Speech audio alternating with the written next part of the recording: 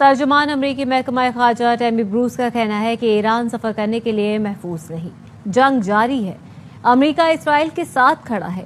Bureau chief Washington D C Jahanzeb علی سے مزید جانتے ہیں، بتائے گا جہاں زیب۔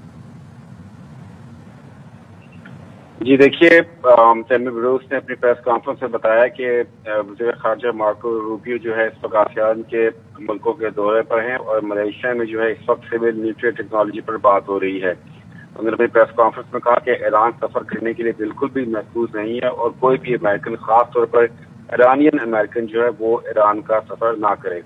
انہوں نے یہ بھی بتایا کہ اسٹیٹ ڈپارٹمنٹ میں اس وقت تاریخی تنظیم کی جا رہی ہے اور محکمہ خارجہ میں بڑے پیمانے پر اصلاحات کی ضرورت ہے۔ انہوں نے کہا کہ محکمہ خارجہ کو جدید دور کی ضروریات کے مطابق ڈھالا جا رہا ہے۔ انہوں نے یہ بھی کہا کہ محکمہ خارجہ سفارتکاری کے ذریعے دنیا میں تبدیلی لا سکتا ہے اور فیصلوں میں جلد عمل درآمد اور نتائج کے لیے محکمہ خارجہ میں اصلاحات جو ہے وہ ناگزیر ہیں۔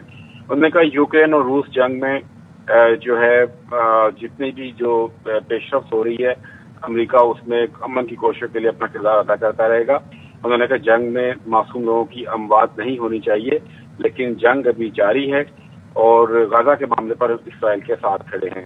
انہوں نے کہا کہ صدر ٹرمپ کے اختیارات میں جو کچھ بھی ہے وہ امن قائم کرنے کے لیے استعمال کریں گے اور صدر ٹرمپ جب کچھ کہتے ہیں تو اسے سنجیدگی سے لینا چاہیے۔ انہوں نے یہ بھی کہا کہ ویسٹ بینک میں مجرمانہ کارروائیوں پر تشویش ہے اور حماس نے جو ہے امدادی ٹرکوں کو لوٹا ہے۔ ماضی میں دی جانے والی امداد سے حماس مضبوط ہوئی اور حماس نے امدادی رقوم سے جو ہے ہتھیار حاصل کیے۔ انہوں نے ایک بار پھر بتایا کہ امریکہ اقوام متحدہ کے جو خصوصی نمائندے ہیں ان پر جو پابندی عائد کر چکا ہے۔ اس خصوصی نمائندے نے انٹرنیشنل کرمنل کورٹ کو جو ہے اسرائیل کے خلاف مقدمہ بنانے میں مدد کی۔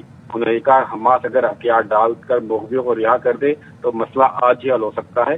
حماس کی دہشت گردوں کی سب سے بڑا ہدف غزہ کے لوگ بنے۔ انہوں نے کہا حزب اللہ بھی ایک دہشت گرد تنظیم ہے اور حزب اللہ کو کوئی سیاسی رنگ ہو یا نہ ہو فرق نہیں پڑتا۔